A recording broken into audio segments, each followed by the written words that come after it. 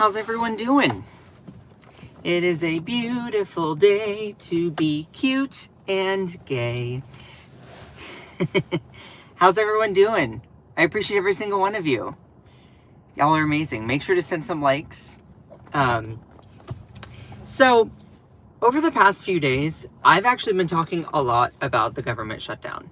And I know there's a lot of things to be talking about right now in this moment in this country. There's a lot of crap happening. I just want to remind people what this shutdown is really about. Like, this is something that I feel really needs to be emphasized.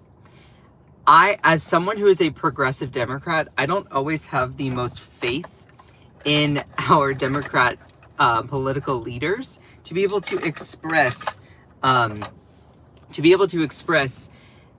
how much this shutdown fight is, like what it's about and how important it is. And the real reason the government is shut down is simply that Democrats and Republicans cannot come to an agreement on an appropriations bill. An appropriations bill which funds the government. That's what this is all about. The big dispute here is the ACA, the Affordable Care Act provisions. These are discounts given to low-income people to afford their health insurance. Republicans' position is to let the provisions expire, meaning that people's monthly premiums are going to skyrocket, go through the roof, that people are not going to be able to afford their existing healthcare premiums.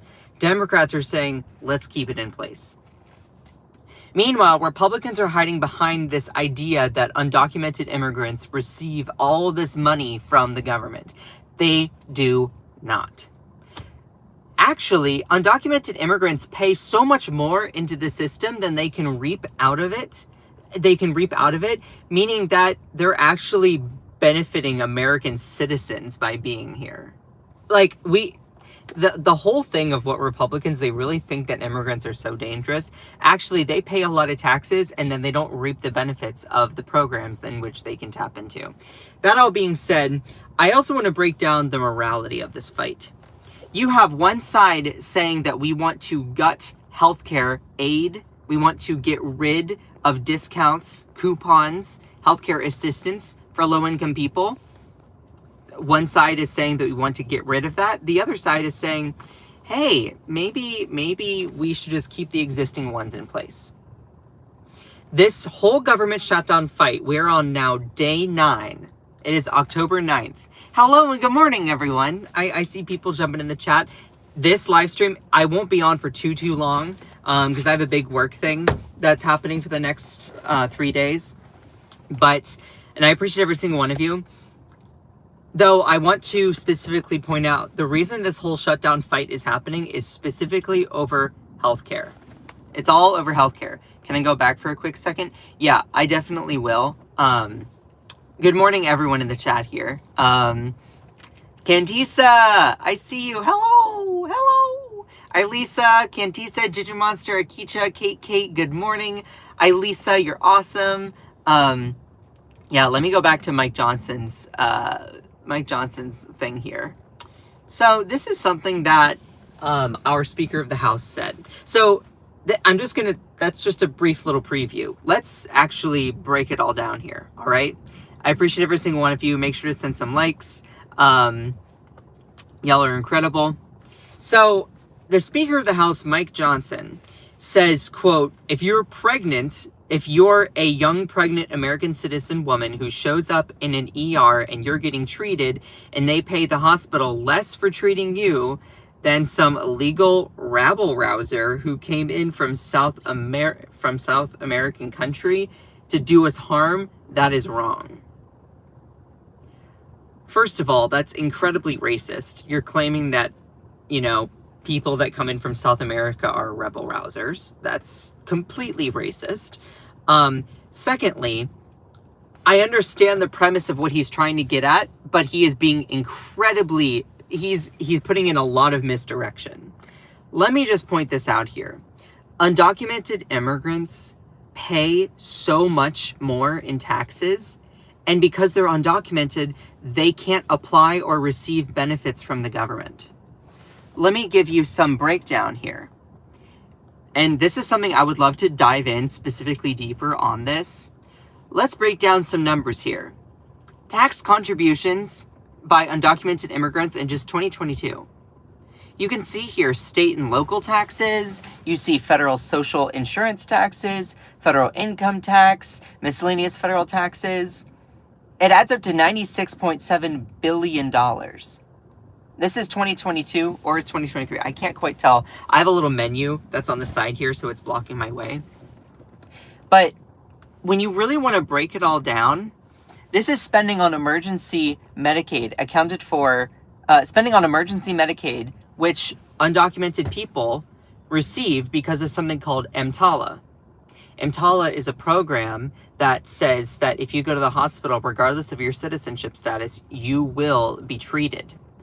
Actually, that was signed by Ronald Reagan. Credit where it's due. But it only accounts for 0.4% of all Medicaid spending. Oh, it's 2023. Okay. So all that being said, immigrants actually pay a lot of stuff in federal taxes, and then they only get, I think this is like $3.8 billion back for emergency Medicaid. So this whole idea that undocumented immigrants are like mooching off the system, they don't qualify for traditional Medicaid. They can't be a part of our medical systems, medical systems assistance. So Republicans' idea of like, oh, it's the undocumented people that's receiving all of this aid. No, they can't receive it. They don't qualify to receive Medicaid or any assistance through the government because they're simply undocumented. The only small narrow provision is something called EMTALA. EMTALA, which for those people who do not know, was actually signed by Ronald Reagan back in 1986. Signs the Emergency Medical Treatment and Active Labor Act, guaranteeing health services to all undocumented immigrants. When you ask Grok, actually, I asked Grok and I said, hey, can you break this down for me? Hold on just a second. Where was it? Hold on. Here it is. Yes, Ronald Reagan signed EMTALA into law. That's just true.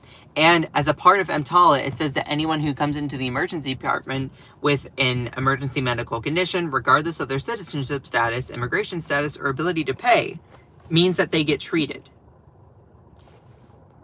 This is a program that is jointly funded by the federal government and state governments. So EMTALA is a program where federal and state taxes, which both undocumented immigrants also pay, goes into funding this program. $3.8 billion. Now, if you're one of these MAGA people that's screaming your head off, being like, that's so much money! Well, then I wanna also ask you, are you then also incredibly outraged at what Donald Trump is doing to bail out the government of Argentina? Because Milei, the president of Argentina, is his friend. That's $20 billion. I'll round up 3.8 billion to 4. What's 20 divided by 4? 5? I would expect you to be 5 times more angry at this than the 3.8 billion. Roughly $4 billion. Put it in perspective here. Like, you really want to break it down, you actually want to be principled? Be principled.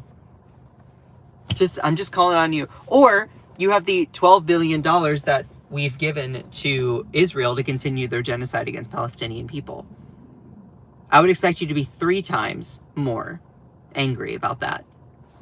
But see, the thing is, undocumented people, they pay so much in taxes into the system, and because they're undocumented, they don't receive the benefits from it because they don't qualify for it. That's how the system is. Out of all of the money they pay, the only medical benefit that they get is EMTALA, signed into law by a Republican back in 1986, Ronald Reagan. One thing that he actually did right. All of that being said, let me just also point out, you don't qualify for traditional Medicaid if you are an undocumented person. You don't.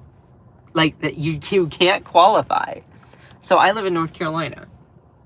In order to qualify for Medicaid, you have to be an American citizen. You have to be a U.S. citizen. So U.S. citizens are the only ones who can qualify for these programs.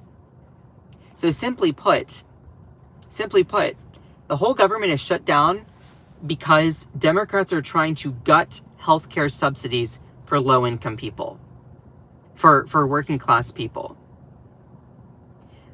Undocumented immigrants already do not receive Medicaid. They already do not receive traditional Medicaid.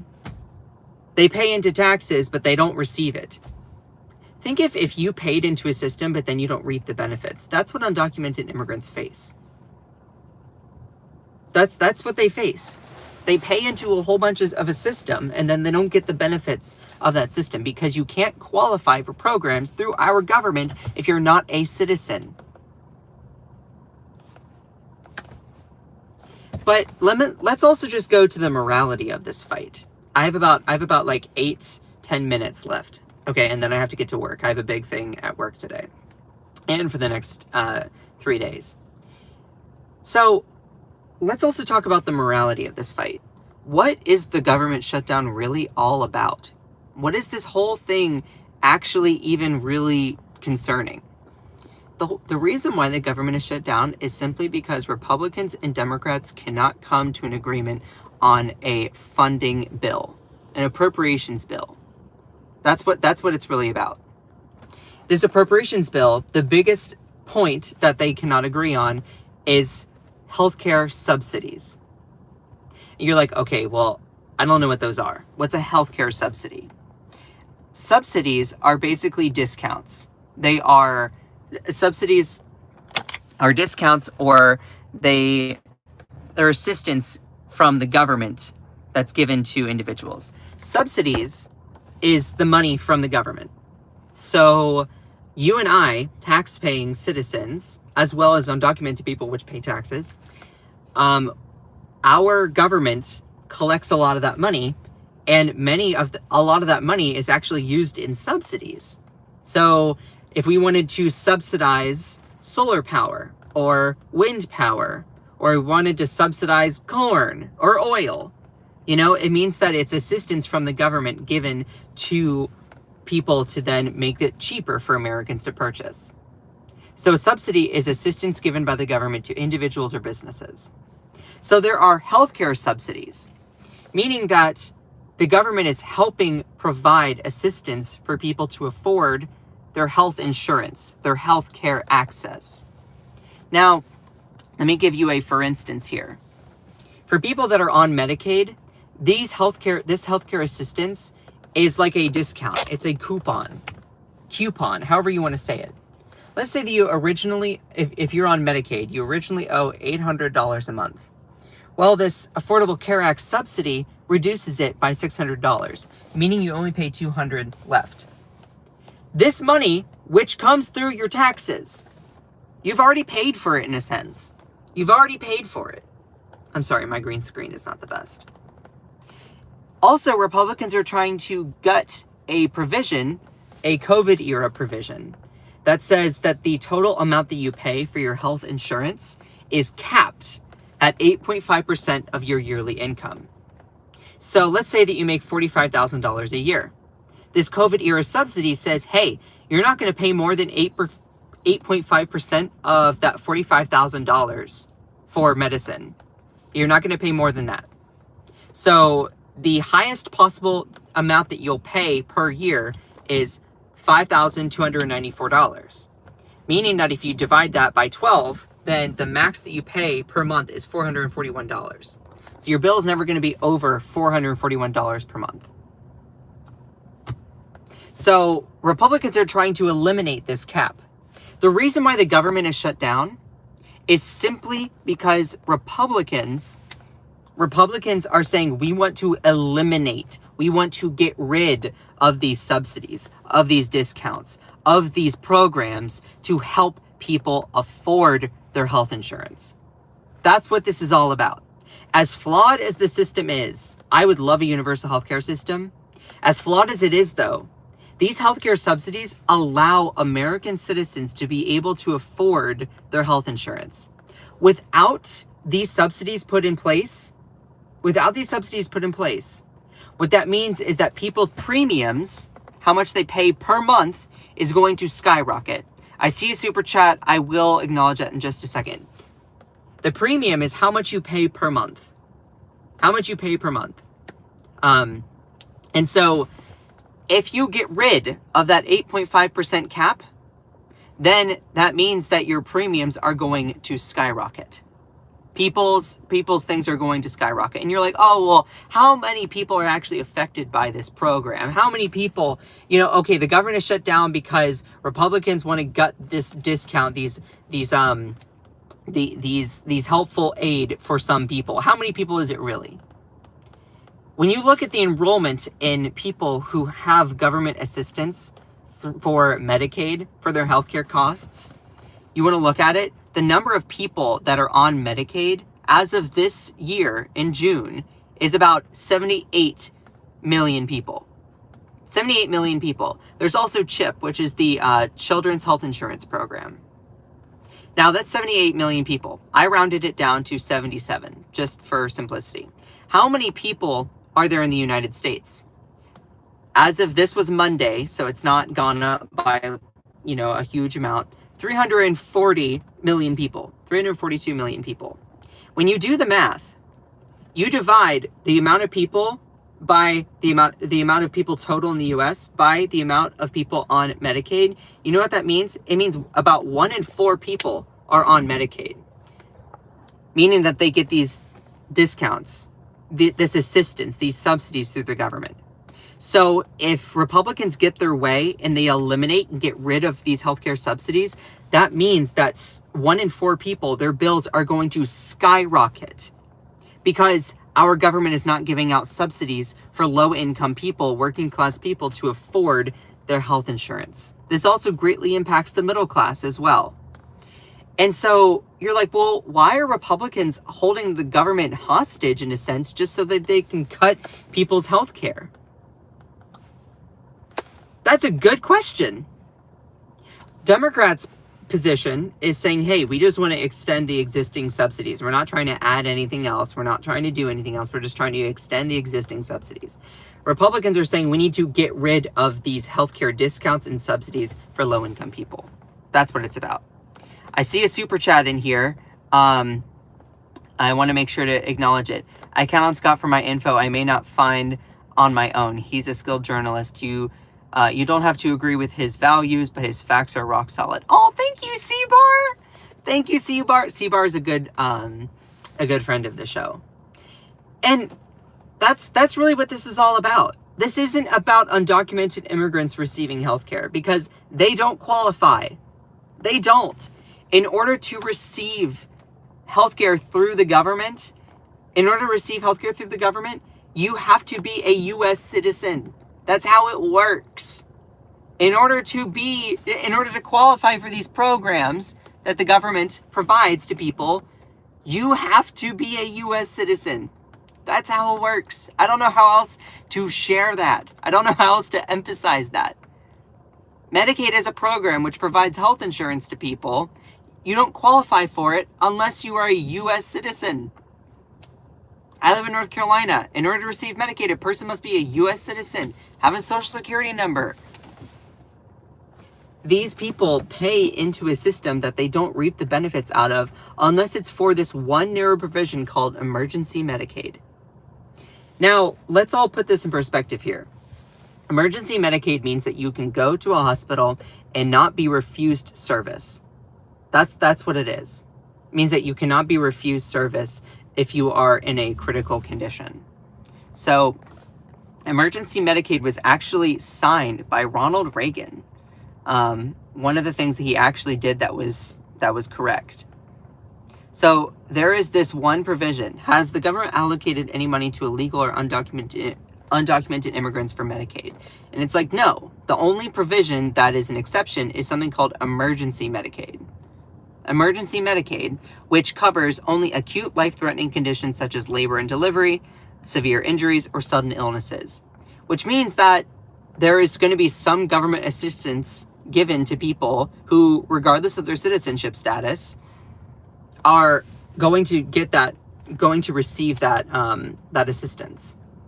That's just the moral right thing to do. If you go to a hospital, regardless of who you are, you go to a hospital, you should be seen. That, if that makes me a crazy right-wing or crazy radical person, then oh my God, guilty as charged. I think that we're all humans, hopefully. We're all humans, so we all deserve to have medical treatment and access. We can talk about the bill later on. I think the government should give some assistance to everyone, regardless of their citizenship status, if they are low income. I think that's just the correct moral thing to do. And so when you really look at this program, it only totals $3.8 billion, which is just 0.4% of overall Medicaid anyway. I see another super chat in here. Let me get to that. And then I want to close out with a couple things. The U.S. is headed to becoming the only wealthy country where your taxes don't go back to you in form of any health assistance. Yeah, exactly. Like, this is your money. These are your taxpayer dollars. These are your taxpayer dollars. If you're paying into a system and then you continue to pay into it and pay into it and pay into it, and then you don't reap the benefits of that, then it's just a scam. That's what it really is. Now, let me get to the morality of this really quickly, and then I do have to go. I'm already kind of squeezing it on time here. Ronald Reagan signed the law saying that, if you go to the hospital, regardless of your citizenship status, if you are in a severe crisis, labor and delivery, severe illness, then you will be treated. There will be some compensation from the federal government along with state governments to then help foot the bill for that. To help foot the bill. Not entirely cover, but help foot the bill for it. That's what that is. Let's also talk about the people that are advocating. I would not be surprised if the biggest group that is advocating for the elimination of this kind of program are the people who call themselves evangelical, born-again Christians. Here's the thing. Jesus in the Bible constantly talk about welcoming the stranger, loving your neighbor, helping your neighbor. And I just want to point out, just imagine if someone came to Jesus and said, my daughter is sick, can you heal her? And then Jesus says, you see, I'd love to heal her, but I'm unsure of her citizenship status. Do you think that would happen in the Bible? No. So Jesus would say, yep, bring her to me, I'll heal her. This is the thing. For those people who are on the right and you claim to be Christians and then constantly supporting the Republican Party, you cannot be both. You are a living embodiment of hypocrisy and contradiction. Sorry, you just are. You cannot support authentic, raw, actual Christianity and then claim you're to be like a Republican right-wing person. You got to pick one or the other. Because Jesus did not discriminate based on citizenship status. Nowhere in the Bible did he discriminate based on citizenship status. And you're like, okay, well, what about other Bible quotes? Okay. Do not mistreat foreigners living in your country, but treat them just as you treat your own citizens. Love foreigners as yourselves, because you were once foreigners in Egypt. I am the Lord your God. Oh my goodness.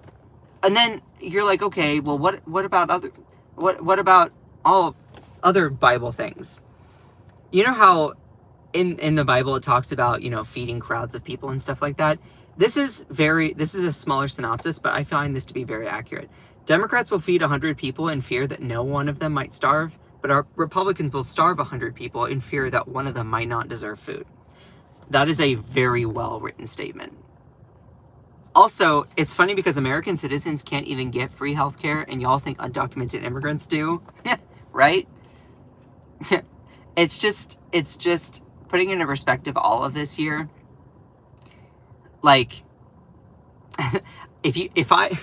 I think if you want people to die in emergency rooms, depending on their immigration status, you're legitimately a bad person. Yeah, 100%. And also, let me break down some Bible quotes here. So this is for those people who do not know, the definition of a sojourner. A sojourner just means an alien or a foreigner. And so basically just knowing that caring for immigrants and refugees is a constant, powerful theme in the Bible. And I'm still kind of questioning my spiritual journey because I'm someone that is not a big fan of organized religion, because organized religion has always been a conduit and kind of like a thoroughfare for powerful people to get what they want. I mean, Christianity was used as the default excuse to commit the Holocaust. So it makes it I feel bad because organized religion is often hijacked by people who want to then use it for a nefarious pursuit. And so I'm not sure where I am with my spiritual journey. I think that deep down, morally, I am actually like a Christian. But when it comes to the actual religion itself, like, I'm not quite sure. That's just me personally. I'm spiritually queer, you know?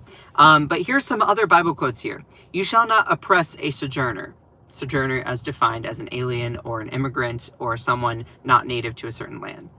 You know the heart of a sojourner, for you were sojourners in the land of Egypt. And this is also in the Bible, of course, they're referencing the Jewish people that were going through Egypt and they were foreigners. You shall also love the stranger, for you were strangers in the land of Egypt. There's so many different, when a sojourner, stranger sojourner with you in your land, you shall not do him wrong. You shall treat the stranger who sojourns with you as a native among you. You shall love him yourself, for you were strangers in the land of Egypt. Cursed is anyone who withholds justice from the foreigner, the fatherless, or the widow. So it's talking about, hey, you know, you're supposed to welcome strangers. For if you truly amend your ways and your doings, if you truly act justly with one another, if you do not oppress the alien, the orphan, and the widow, or shed innocent blood in this place, and if you don't go after, then I will dwell with you in your place, dwell with you in this place, blah, blah, blah, blah, blah. It's talking about, you know, be nice to people, welcome immigrants, show kindness and mercy to one another, do not oppress the widow, the orphan, the alien, or the poor. I was a stranger and you welcomed me. Like, this is what the Bible talks about. And I really have to go here, but just to get at the crux of it, these Republicans are willing to shut down the government in order for a chance to get rid of healthcare access to low-income people. It's them trying to claim it's about undocumented immigrants. It's a lie. Undocumented immigrants don't qualify for Medicaid. They don't. They pay a lot of money in taxes, and then the only small provision they get from the government is EMTALA, which is emergency Medicaid, $3.8 billion over a year. Which, in perspective, Donald Trump wants to bail out the government of Argentina at the tune of $20 billion. Be outraged at that bigger number. It's just, it really shows the reason why the government is shut down is simply because Republicans don't want to extend the existing system that helps lower income people. They would rather premiums skyrocket. That's what this whole thing is about. So, I have to get going. I appreciate every single one of you. Shout out to my amazing moderators. I have posted some more videos on my page if you are interested in this breakdown. I love all of you, even if you're a screaming person in the chat that can't stand my identity or my voice or whatever. And if you just name call, you know, I love you anyway. I'm going to kill you with kindness, okay? I appreciate every single one of you. Shout out to all of my amazing moderators in here. Elisa, Cantisa, Kate, Akicha, Joanna Tech, Ellie. I love all of you so much. Cherie, y'all are incredible. Joanna Tech. Anyway, I appreciate every single one of you. Just remember that you are beautiful, you are loved, you are valid, you are strong, and you are fierce. Don't let anyone or anything ever dim your shine. I love all of you so much. Bye!